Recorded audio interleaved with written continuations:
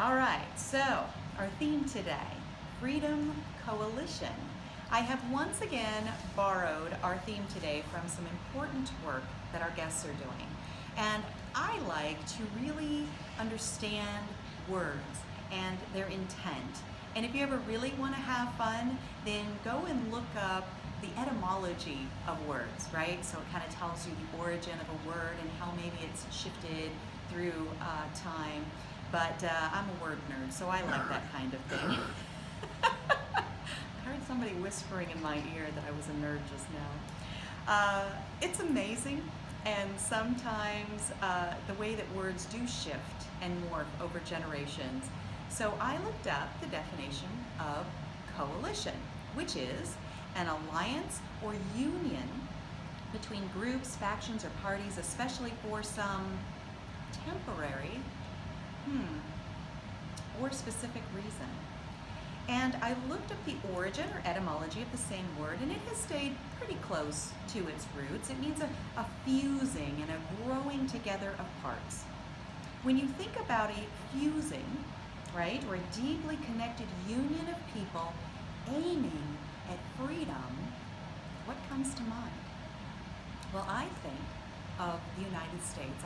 I feel it is a perfect picture of human beings aligning and coalescing and straining toward freedom. We have imperfect ways. We elect and lift up imperfect people to help us move toward our goal.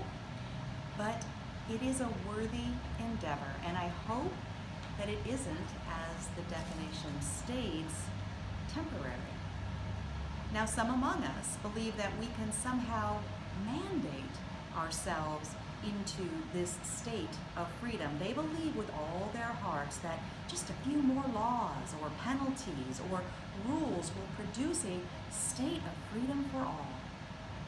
As misguided as that sounds to us, these people have done studies, right? They polled their focus groups, and they're certain that freedom is under the thumb of a large and bureaucratic government, right? You're going to find freedom under the thumb of a large and bureaucratic government.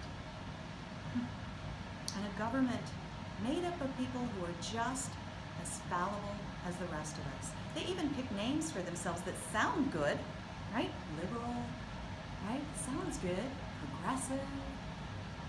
Interesting, isn't it?